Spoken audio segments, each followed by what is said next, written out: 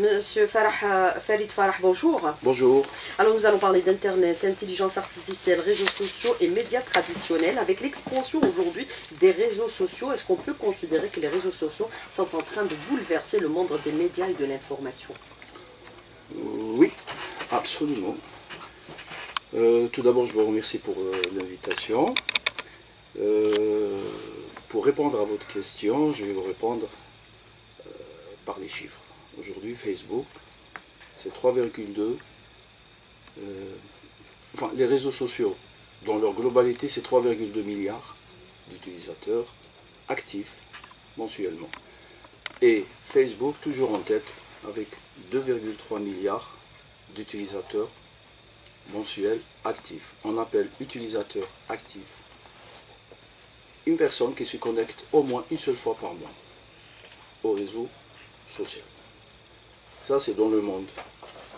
En Algérie, bien sûr, l'Algérie suit la trajectoire internationale avec 21 millions d'utilisateurs selon la dernière étude Digital 2019 faite par des sociétés spécialisées dans le monde digital et les réseaux sociaux. Mais est-ce qu'on peut considérer qu'avec la découverte d'Internet, on pouvait deviner dans les années 90, bien sûr, l'expansion de la digitalisation? Oui, bien sûr. Depuis l'arrivée des technologies du digital, on assiste à une véritable innovation technologique dans le monde de l'information. Tout d'abord dans le monde de l'information avec les technologies de l'information et de la communication qui ont tapé aux portes des jeunes d'aujourd'hui et même des seniors, et la puissance de l'évolution de l'électronique digitale a rendu les moyens d'accès plus petits, donc plus accessibles et avec une pénétration économique incroyable, c'est-à-dire avec des prix accessibles. C'est ce qui a fait généraliser l'utilisation du digital dans le monde avec comme vecteur principal l'Internet. Alors justement, vous avez parlé de cette expansion des réseaux sociaux à travers le monde. Il y a pas moins de 3,2 milliards de personnes qui sont connectées au quotidien, Facebook 2,3. Est-ce qu'on peut considérer... C'est 42% de la population du monde. Alors, est-ce qu'on peut considérer partant de là que les médias traditionnels risqueraient de disparaître parce que les gens sur Internet trouvent tous les contenus nécessaires? Absolument. Ou pas du tout? Il y a un risque. Il y a un risque. Les médias traditionnels sont en train d'entamer leur transformation numérique pour essayer de résister à la concurrence féroce des médias sociaux. Tout le monde est sur Twitter, tout le monde est sur Facebook, tout le monde est sur Instagram. Tout le monde. Le meilleur exemple, c'est le président des États-Unis. Il a mis fin à toutes les méthodes traditionnelles de communication avec son peuple. Il utilise Twitter comme premier moyen de communication, pour ne pas dire l'unique. Et regardez combien de millions de suiveurs dans tous les pays du monde, en plus des États-Unis. C'est normal. Facebook aujourd'hui, c'est le premier média dans le monde et il ne crée aucun contenu propre à lui. Il utilise les contenus des autres, soit les publications privées des utilisateurs, soit selon un vecteur marketing digital. Toutes les sociétés ont des pages Facebook pour améliorer leur performance marketing en utilisant l'audience de Facebook. C'est 42% de la population dans le monde. En Algérie, l'exemple est bien suivi malgré l'absence d'un écosystème propre à ce type d'application. Mais pourquoi autant d'intérêt, autant d'engouement pour, par exemple, les réseaux sociaux, notamment Facebook? Est-ce que c'est plus accessible, c'est plus rapide, ça permet une meilleure connectivité entre toutes les personnes qui sont en ligne au même moment? Pourquoi autant d'engouement par rapport aux autres réseaux? Non, pratiquement c'est les mêmes techniques. C'est la même technologie qui est utilisée, c'est la même technologie, sauf que dans le monde du digital, celui qui démarre en premier, c'est celui qui aura de l'avance. Voilà. Facebook, c'était en 2004, 15 ans d'existence, 3,2 milliards, 2,3 milliards d'utilisateurs dans le monde. La radio, depuis sa découverte, en 38 ans, elle a eu 50 millions d'utilisateurs dans le monde. Vous voyez la différence? La radio, comme celle dans laquelle je me trouve aujourd'hui. Alors, celui qui démarre en premier arrive en tête. Est-ce qu'on peut considérer que nous, en Algérie, on a fait beaucoup d'efforts de telle sorte à nous adapter à cette nouvelle technologie, à cette digitalisation, à cette, bien sûr, aujourd'hui, ce qu'on appelle l'intelligence artificielle qui est à nos portes. On parle de 2020, déjà, tout sera numérisé à travers le monde. Oui, en Algérie, on a fait plus d'efforts au début. Mais malheureusement, depuis quelques années, j'ai noté une sorte de, je ne dis pas régression, mais un petit recul. C'est comme si quand les décideurs dans notre pays ne font pas confiance à la technologie, alors que ailleurs, la technologie a pris des ailes pour remplacer d'autres outils utilisés dans la gouvernance des populations. Et les réseaux sociaux aujourd'hui sont utilisés dans la gouvernance. Ce sont des plateformes. Voilà, ce sont des plateformes qui existent grâce à Internet. Juste un petit rappel. Internet, quand il a démarré, il y avait que du texte. Et c'était un environnement dédié aux spécialistes. C'est-à-dire, il n'y avait pas cet automatisme d'aujourd'hui. C'est-à-dire, il faut connaître certaines notions en informatique pour pouvoir se connecter. Ensuite, il y a eu l'arrivée du web. Les fenêtres, le système de fenêtrage, le web, cliquer et prendre l'information. Plus besoin de taper sur le clavier, sauf bien sûr certaines, mais on pianote moins de claviers. Aujourd'hui, le noyau d'Internet, ce sont les réseaux sociaux.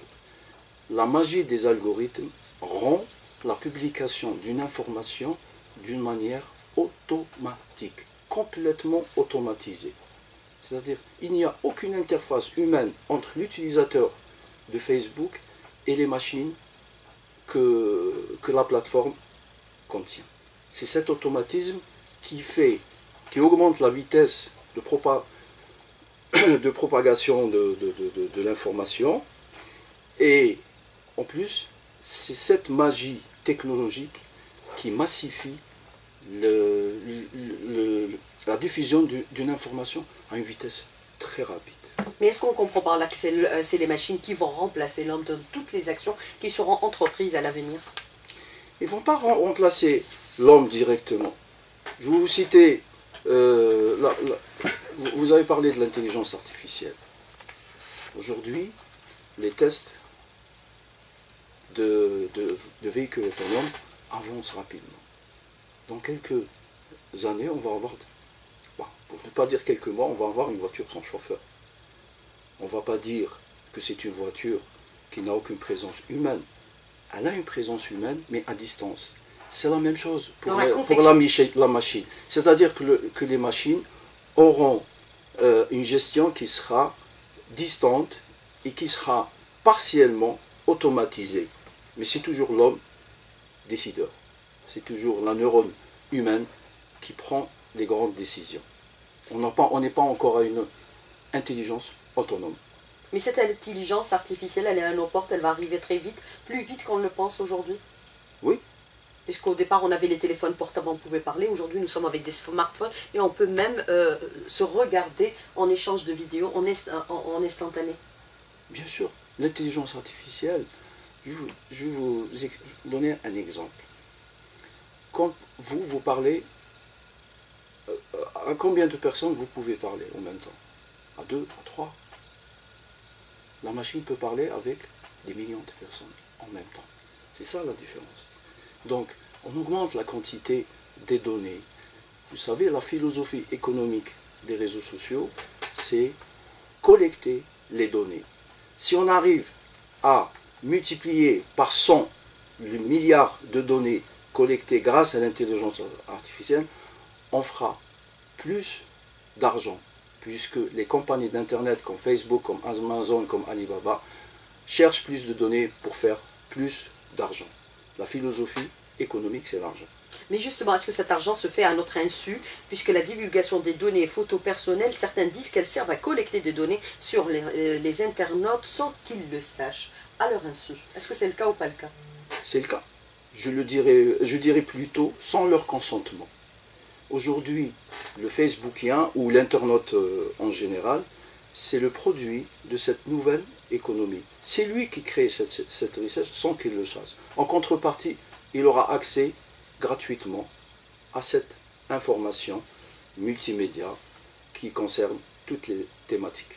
Mais est-ce qu'on peut considérer aujourd'hui que par rapport à l'Algérie, nous devons nous adapter, il faudrait accélérer le rythme de numérisation du pays? Comment nous adapter pour ne pas nous retrouver en situation de décalage ou totalement dépassés par la technologie, puisqu'on sait que par le passé, durant les années 70, 80, on a raté l'industrialisation du pays, on se trouve en bas du tableau. Il ne faut pas rater aussi le coche de la numérisation. Qu'est-ce qu'il faudrait qu'on fasse?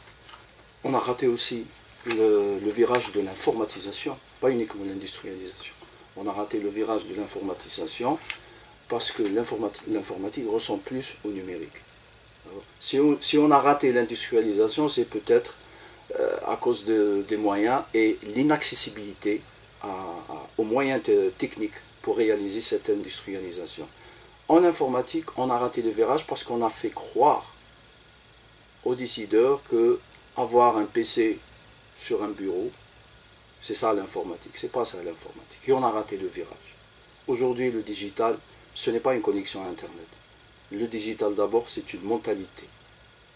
La mentalité de faire confiance à une technologie.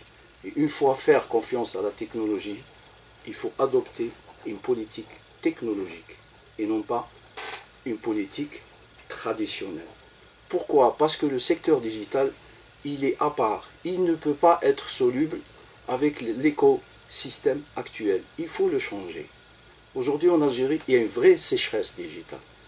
Il y a des moyens, il y a des efforts qui ont été faits dans le secteur de télécom et qui sont à saluer. On a des équipements, on a des plateformes d'accès au réseau Internet, mais on n'a pas de contenu propre à nous. Il faut créer un contenu propre à nous. Comme les Chinois, ils ont créé leur propre contenu. C'est la seule alternative dans le monde. Même en Europe, il n'y a pas. C'est la dominance du GAFA. C'est la seule alternative à la politique digitalisation américaine. C'est en Chine. C'est la seule alternative. Nous devrions d'abord faire confiance à la technologie, faire converger les avis des acteurs concernés par ce secteur et non pas le contraire. Il n'y a pas une confrontation. Et surtout, inclure, généraliser et réussir la transition, enclencher d'abord la transition digitale dans tous les secteurs, pas uniquement le secteur de l'information et de communication, parce qu'aujourd'hui, le digital touche les autres secteurs, touche l'agriculture, touche la médecine, touche la vie quotidienne, les marchés financiers, et touche à tout. Mais développer notre propre contenu, ça implique quoi exactement? Puisqu'on a vu que pour les réseaux sociaux, les Chinois ont leur propre réseau social. Ils n'ont pas Facebook, ils n'accèdent pas non plus à Twitter. Ils disent que c'est censuré, mais ils ont leur propre contenu. Non, oui, c'est un choix. Mais ils ont fait confiance à la technologie. Mais qu'est-ce que ça va nous rapporter, développer notre propre contenu? Ne pas être soumis au contenu des Occidentaux? On aura une sorte de souveraineté numérique. Et ne pas dépendre des décisions qui se font à l'étranger. Parce que dans le monde, aujourd'hui, je vous donne un exemple, il y a 3 pays, enfin zones géographiques où existent les organes de réglementation des processus digitaux. Il y a aux États-Unis, en Chine et en Europe. Il n'y a pas ailleurs. Alors que pour bien modéliser juridiquement et administrativement les processus et les produits digitaux, on doit avoir notre propre organe de réglementation adapté à notre modèle politique. On ne peut pas importer un modèle politique. La technologie, c'est un moyen. C'est un moyen. Et je le dis et je le répète, il faut faire converger les avis des acteurs concernés en Algérie par le secteur du digital. Alors, moi, je voudrais revenir avec vous, monsieur Farah Farid, sur la question que vous avez abordée dans la première partie de l'invité de la rédaction, vous dites qu'il faudrait développer nos contenus et généralisation de la numérisation en Algérie de telle sorte à ne pas dépendre des décisions de l'étranger. Qu'est-ce que vous entendez exactement de décisions de l'étranger? Est-ce qu'on peut considérer que tout ce qui est sur les réseaux sociaux nous est dicté de l'étranger? Non, c'est pas réellement une dictée de l'étranger, c'est-à-dire que dans la philosophie de l'Internet lui-même, le fait d'avoir des données à l'étranger, et ne sont pas ici, en Algérie, c'est déjà une faille. Une faille par rapport aux conséquences négatives qui peuvent surgir et ressurgir. Mais où sont stockées ces données et à quelle fin? Ils sont stockés, bon, c'est l'écosystème lui-même des réseaux sociaux. Si on prend Facebook comme exemple, il a ses propres, ce sont des plateformes qui contiennent des données, des outils algorithmiques, des programmes qui sont, grâce à la technologie du stockage, stockés dans des data centers dans différents pays. Nos 23 millions d'utilisateurs, leurs données sont à l'étranger. D'accord? C'est la raison pour laquelle il ne faut pas publier des photos et des données personnelles? Non. Il faut rester prudent. Mais c'est normal, il faut toujours rester prudent sur la vie privée des personnes.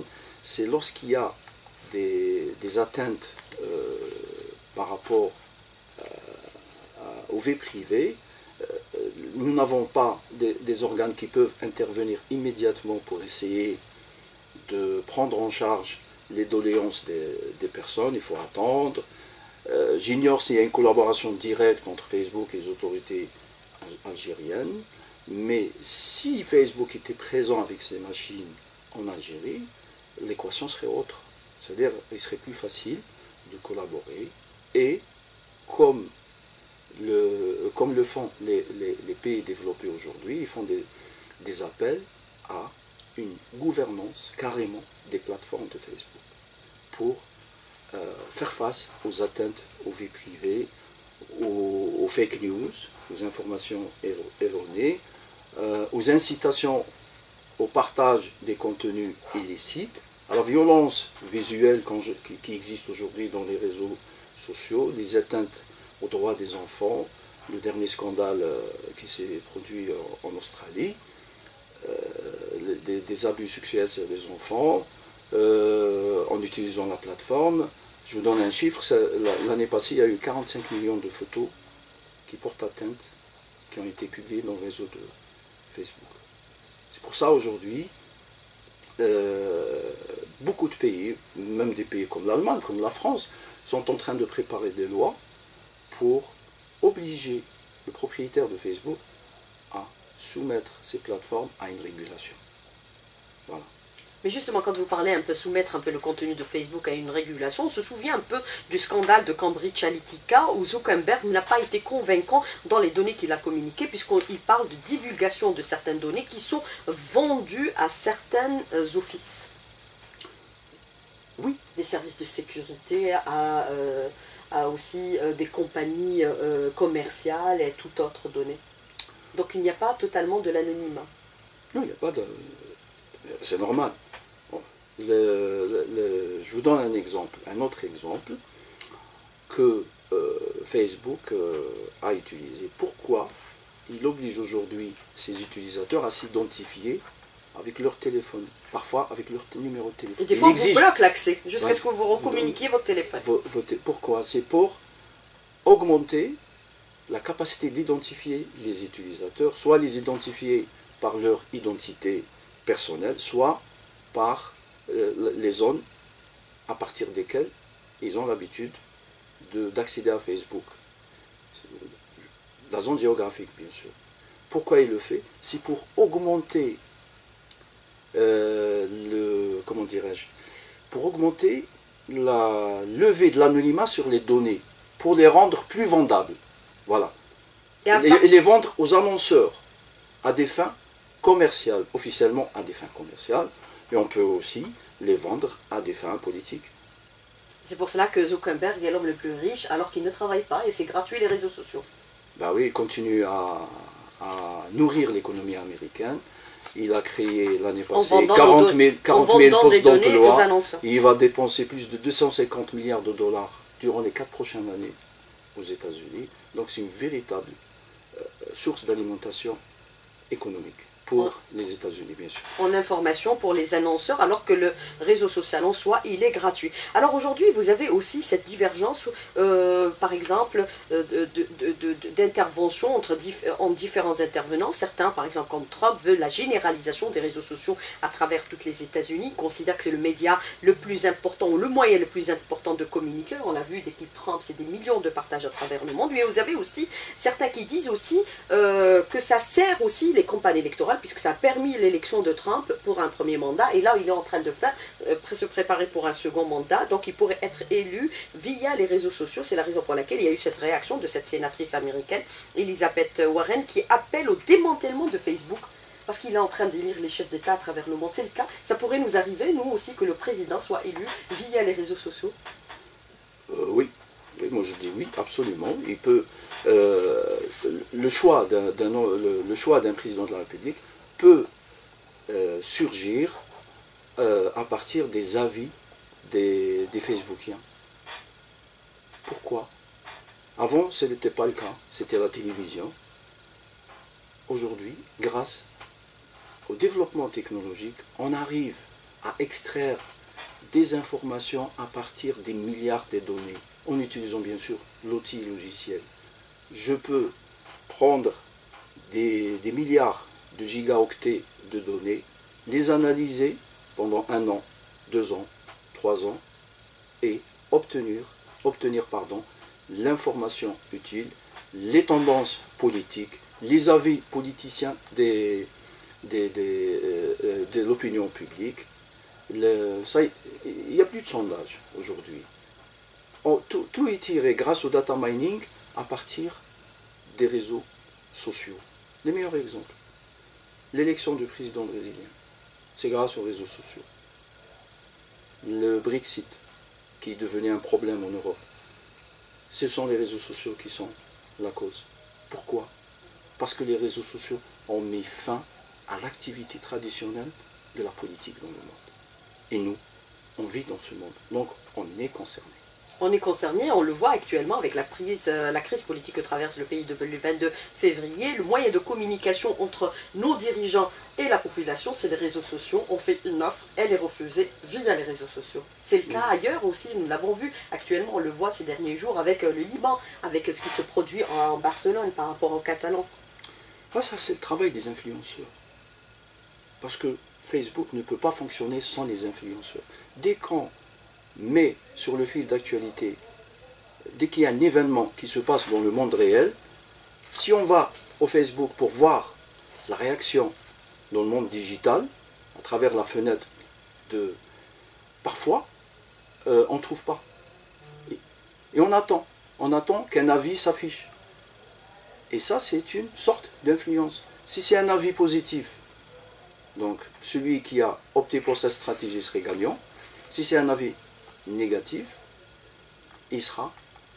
cet avis se propagera, et les gens, surtout les générations du digital, c'est-à-dire les générations qui sont nées après l'arrivée d'Internet, sont facilement influençables pour choisir un produit commercial en suivant les avis des influenceurs sur tel produit ou tel produit, tel produit. Aujourd'hui, on peut suivre l'avis d'un influenceur sur le plan politique. Si cet influenceur se trouve en Algérie, tant mieux, c'est un Algérien. Si c'est quelqu'un qui se trouve à l'étranger, qui n'est pas identifié, on peut interpréter ça comme une ingérence. Alors, des questions des auditeurs qui sont très nombreuses, on va essayer d'y répondre rapidement, monsieur Farid.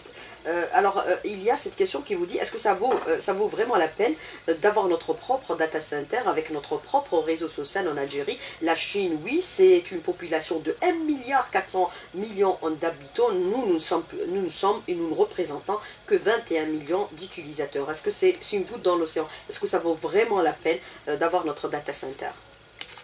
D'abord, 21 millions d'utilisateurs, c'est 58% de la population. Et d'abord, le data center. C'est l'équivalent un peu du corps électoral. C'est lui qui va nourrir les éléments de notre économie de demain. Data center crée de l'emploi. Si on ne fait pas une politique locale dans le monde digital, les réserves de change vont s'épuiser. Est-ce qu'on aura l'argent pour payer les bandes passantes, pour transférer l'argent et payer l'hébergement à l'étranger? On pense à ça. Il vaut mieux le payer en dinars que le payer en devises. Donc, si on veut aller vers une économie digitale, si on veut aller vers le monde de la transformation numérique, on est obligé d'avoir l'infrastructure utile dans le domaine technique, ici en Algérie, comme nous avons les infrastructures utilisées dans la téléphonie mobile, ici en Algérie. Est-ce qu'on peut considérer que l'anonymat existe sur Internet ou pas du tout à partir du moment où nous avons un numéro et nous pouvons être identifiés? Ça, c'est grâce à la technologie. Aujourd'hui, il y a des applications qui donnent un nom et prénom à chaque numéro de téléphone dans le monde. Ça, c'est la technologie qui le fait. L'adresse IP, on est identifié. Non, l'adresse IP, c'est un autre domaine. Demain, on sera identifié grâce à l'intelligence artificielle, on sera identifié avec notre face, notre visage. On n'aura plus besoin de l'adresse IP. On arrive vers le domaine biométrique, la reconnaissance faciale qui fait une grande polémique en ce moment dans les pays développés. La Chine l'a adopté massivement pour identifier sa population. Donc l'adresse IP passe au second ordre. Si on arrive maintenant, grâce au développement des supports utilisés dans le monde des télécommunications, avec l'arrivée du cloud, les techniques de stockage de données en masse, toutes ces performances technologiques, ils vont changer les méthodes utilisées il y a 10 ans dans le domaine technologique. Alors justement, quand on a parlé au début de cette émission, on a parlé un peu d'Internet et qui pourrait peut-être dépasser ou mettre fin aux médias traditionnels. Comment faire attention aujourd'hui aux fake news? Pourquoi quand il y a une fake news sur les réseaux sociaux, les gens croient à la fake news et ne croient plus s'il y a même rectification de l'information via les médias traditionnels? Si même les médias traditionnels donnent la bonne info, on ne les croit pas parce qu'on a cru la fake news sur les réseaux sociaux, parce qu'elle est répandue largement. Oui, je vous donne l'exemple de la rumeur. Les gens croient à la rumeur plus que l'information. C'est la même chose. Les années 90 ont fonctionné avec la rumeur en Algérie. Oui, sauf qu'elle se passe dans le monde digital, les fake news. Justement, vous me rappelez d'une chose très remarquée, c'est que le problème de la fake news, c'est pas celui qui l'a créé, c'est celui qui l'a fait propager. Alors pour quelqu'un averti, il peut reconnaître cette fake news et éviter de la partager. Parce que moins de partage, moins d'audience, donc celui qui a initié cette fake news a fait un investissement nul. À quelle fin, je l'ignore. Dans les 2,3 milliards d'utilisateurs dans le monde, 48% sont des personnes seniors, des personnes âgées. Et c'est eux maintenant qui sont les plus importants sur les réseaux sociaux. Voilà, c'est les personnes âgées que moi je définis comme étant des personnes qui n'ont pas eu une jeunesse et une adolescence numérique, donc ils ont une faille. Ils croient à tout. Ils font propager cette fake news parce qu'ils ignorent les particularités spécifiques au monde digital. Pour revenir aux moyens de lutte contre les fake news, Facebook a initié plusieurs projets, il a même recruté des journalistes, et il est en train de recruter des journalistes pour repérer les fake news. C'est voué à l'échec. Pourquoi c'est voué à l'échec? C'est parce que ce n'est pas un problème de profession, d'information. C'est un problème d'absence de bidirectionnalité entre partager une information d'une façon automatique sur Facebook, mais malheureusement, les algorithmes ne permettent pas aujourd'hui de retirer cette information d'une façon automatique. Il faut attendre l'intervention humaine pour la retirer et ça prend du temps et l'effet de cette information se constate dans la société. Est-ce qu'on peut considérer que c'est parce qu'il y a l'impunité totale sur les réseaux sociaux qu'on est plus nombreux à être sur aujourd'hui, par exemple, tous ces supports, que ce soit Facebook, Twitter ou Instagram, c'est la question de l'auditeur. Et est-ce qu'on peut, par exemple, réglementer un Facebook ou les réseaux sociaux? Avant de passer à l'étape de règlement, on peut bien sûr.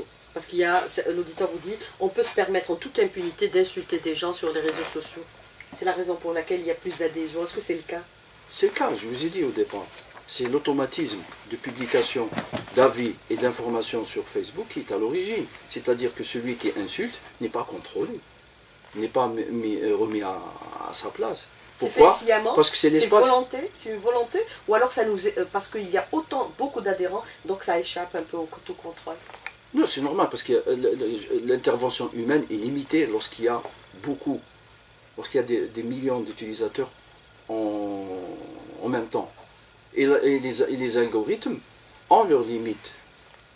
Automatiquement, sur le plan réglementaire, on doit mettre fin à ce genre d'agissement, non pas par une voie judiciaire parce que ça prend du temps, et en plus, s'il y a absence de gouvernance de plateforme de Facebook, on ne peut pas juridiquement intervenir. Il faut d'abord rendre les plateformes de Facebook gouvernables pour passer à l'étape judiciaire. Alors justement, par rapport à cette question que vous abordez également à l'instant, ils vous disent on n'a pas voulu informatiser le pays. L'informatisation, ça implique transparence et mettre fin à la corruption. C'est la raison pour laquelle on n'a pas informatisé. C'est l'auditeur. Oui, c'est un avis que je partage en quelque sorte. On a peur dans notre pays, dans le modèle politique, on a peur de la transparence. L'informatique rend les choses plus transparentes, garde les traces, et je vous dis plus, le numérique dans le marché financier diminue la corruption et c'est un moyen efficace pour lutter contre la corruption. Alors justement sur les réseaux sociaux, les photos, on peut manipuler tout ce qu'on veut sur les réseaux sociaux, les images, les photos, à partir du moment où on publie ses propres données, c'est-à-dire personnelles, ses photos en famille, ses enfants, etc. On peut tout faire. Elles sont stockées, même si on les supprime par la suite, c'est toujours stocké. Oui, il y a dans Facebook, vous savez, le côté... Non, je ne parle pas de Facebook, je parle de tous les réseaux sociaux. Oui, c'est là, c'est le même concept algorithmique, fenêtre, charte, couleur, abonnés, discussion en privé, c'est le même concept. Peut-être les sujets diffèrent. Il y a des réseaux sociaux qui sont dédiés à 100% aux adolescents. Il y a d'autres réseaux sociaux qui sont dédiés aux professionnels, des réseaux sociaux qui sont dédiés aux adultes, dédiés à tout le monde, généralistes. Pour ce qui est de la liberté d'action dans le réseau Facebook, c'est l'automatisme. Je dis encore une fois, c'est l'automatisme d'action qui est à l'origine. Il n'y a aucune interface ou un contrôle entre l'utilisateur et le propriétaire de la plateforme. Ça va s'élargir encore à l'avenir. S'il n'y avait pas, c'est normal. Facebook, sur les 2,3 milliards d'utilisateurs, il y a 4% de faux comptes. En 2018, Facebook a supprimé plus de 500 millions de faux comptes. Il a supprimé plus de 24 millions de photos illicites. Il y a des cas où la suppression elle est immédiate, où il y a d'autres cas, la suppression est la conséquence d'un signalement d'autres utilisateurs. C'est-à-dire que Facebook aujourd'hui fait des efforts, il a même corrigé et modifié la répartition algorithmique de sa plateforme. Il essaye de résister, il a peur. Voilà ce que je vous dis. Facebook aujourd'hui, il a peur. Et je dirais plutôt, sa plateforme lui échappe. Le contrôle de sa plateforme lui échappe aujourd'hui. Le propriétaire. C'est pour ça aux États-Unis, il y a un grand débat par rapport aux élections de l'année prochaine, il y a un grand débat sur le devenir de Facebook et le rôle dans la parole politique. Aujourd'hui, il y a beaucoup de discours politiques dans Facebook. Mais certains aussi, comme en France, on demande à lever l'anonymat sur les réseaux sociaux. Ça pourrait arriver? Par une loi, oui. Monsieur Farid Farah, merci d'avoir répondu à nos questions et d'avoir été en direct avec nous ce matin dans le studio. Merci beaucoup. Merci. Bonne journée. Au revoir. Merci. Au revoir.